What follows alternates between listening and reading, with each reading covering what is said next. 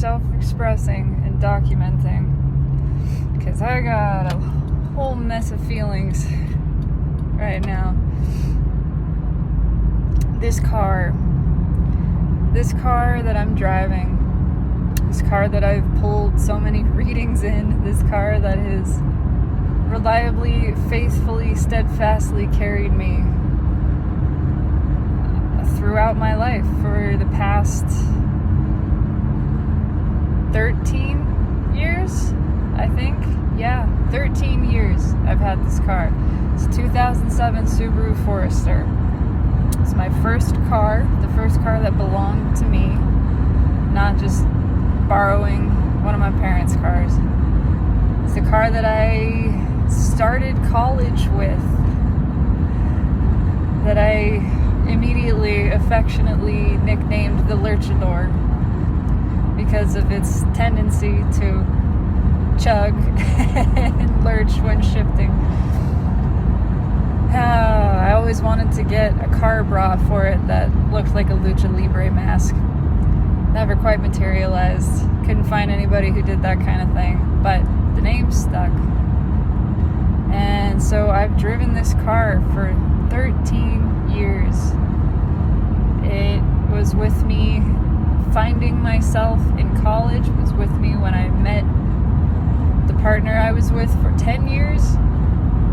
It was with me at the end of that relationship, 10 years later.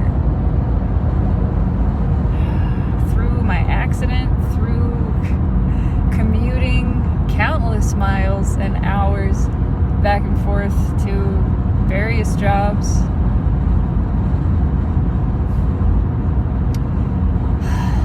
Fuck. I love this car. It has a personality. It's been my friend for such a long time. And, it's been in rough shape for a while. The engine blew very early on because it burned so much oil that I didn't know it ran out of oil. It was between oil changes and it just burned up all the oil and exploded, basically. That was a big wake-up call. So that happened. And then she kept going, and I took care of the oil. And then the transmission started to go. And then it really started to go. And there was one day we took it into the shop about 6 years ago. And the guy said, "It's shot. The transmission is shot. You won't make it home. You might as well just leave the car here and let me scrap it." And I said, "Watch me." And we got home, and ever since that day, I've been topping it off with transmission fluid probably once a week, like a whole quart of transmission fluid. And I think it's probably obvious in these driving videos that I've done when it jerks. It's barely got transmission left. The gears are so worn that they slip constantly, and I drive it very carefully. I can't accelerate too quickly, or it can't find a gear, and it stalls out. And but I had this conversation with this car a long time ago, and she said, "I will get you to wherever you need to go. Just be gentle with me, and I'll get you there, and I will get you to your next vehicle. I will not, I won't give out." Fuck, man. And she hasn't, just Thomas the Tank Engine, just the little train that could, the fucking menorah that burned for 8 days when the oil should have only lasted one night. She just kept going. But she's leaking parking like a motherfucker. Has been. I can't park her on the street anymore. Not allowed by Boulder County because it's an environmental hazard. So she's just been slowly draining transmission fluid in the garage for 2 years, and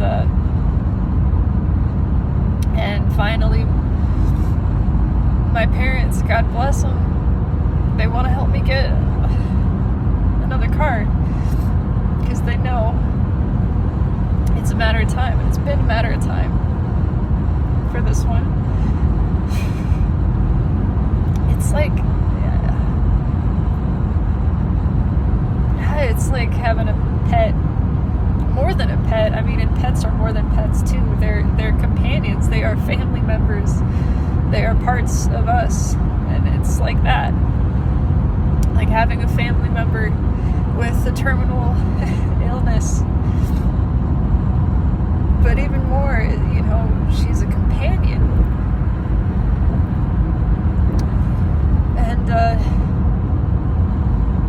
yeah, we went to look at cars today. Used Subarus, because that's just the best option anyway. And there's one for a decent price, a good price. It's a 2012 Forester with a 15 engine, and it's different, but it's similar, you know. Of course, everything feels different to me, having driven the same car for 13 years. All of it is weird. And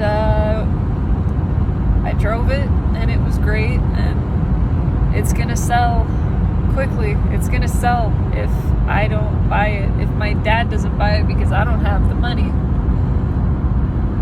Because I don't have the money for that. I can finance it, but I'm already paying for a condo that I didn't have the money for a while.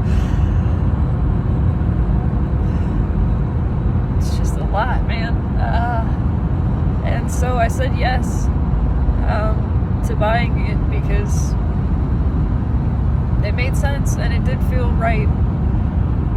It was in the right place at the right time. And that means that this car is going to the junkyard, you know? Because they already said, everybody said it's not worth the salvage price. It's not worth the price to try to restore it. They'll just, you know, give us a discount for parts, basically. And on one hand, I feel like it's disrespectful, but on the other hand, I know this car is tired. It's tired. Man, she's told me that she's ready to just rest and move on to be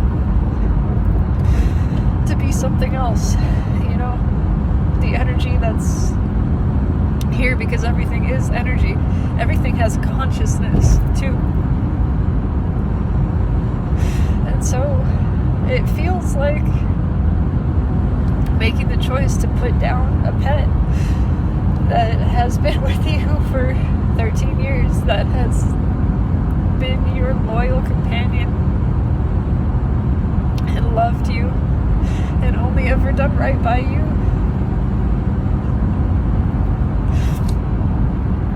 And then all the memories attached, you know, everything, every place I went in this car, the time I spent with my ex. There's still so much in here. I thought I had cleaned it out, and then I was faced all of a sudden with this very real, immediate need to clear it out, to get everything out of this car that I want to take with me. Because I was gonna, we were just gonna buy it and drive it off the lot, but it was too much. I have to go to work. I ran out of time, and it was too much for me to process at once. I was trying to just gather everything and finding all of these things, you know, things that I didn't know were in here, little just knickknacks from trips that I'd taken with my partner and souvenirs of the places I'd been. Just all kinds of stuff. And it is just stuff. It's just stuff. The memories are not in those things.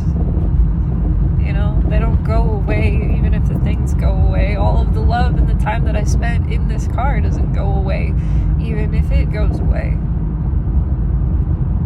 And I know that too. It's just crazy. It's crazy how much emotion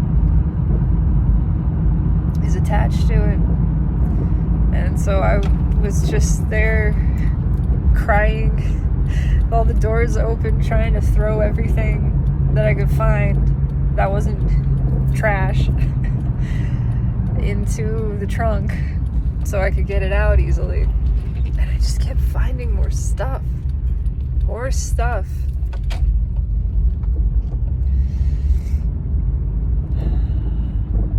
And then finally my dad came outside and said, you know what? You gotta go to work. I gotta go get a cashier's check.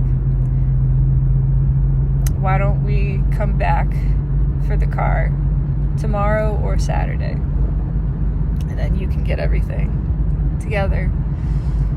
And I said, yeah, I think I gotta do that.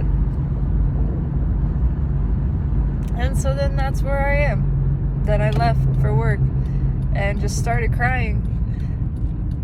I don't know how many times I've kissed this car, and before today, I give it a kiss every day for everything that it's done for me, for keeping going, for getting me to the places that I'm trying to go.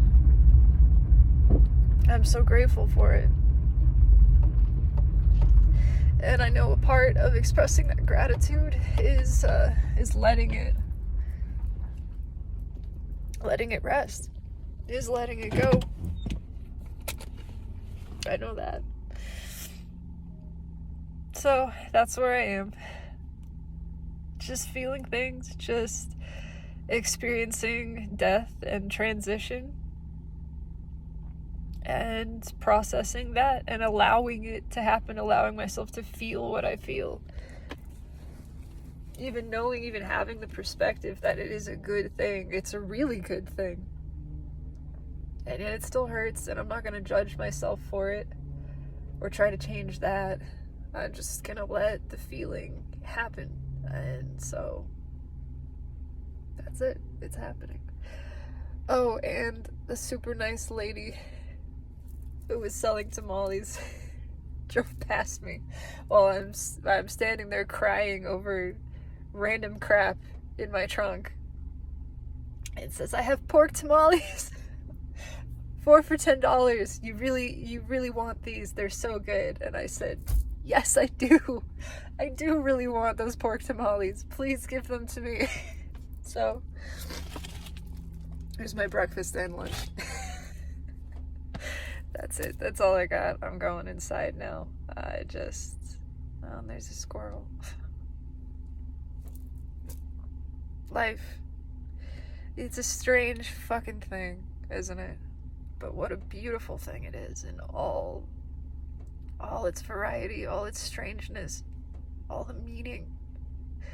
It's beautiful for it to have so much meaning that it creates this feeling in me, that it evokes tears.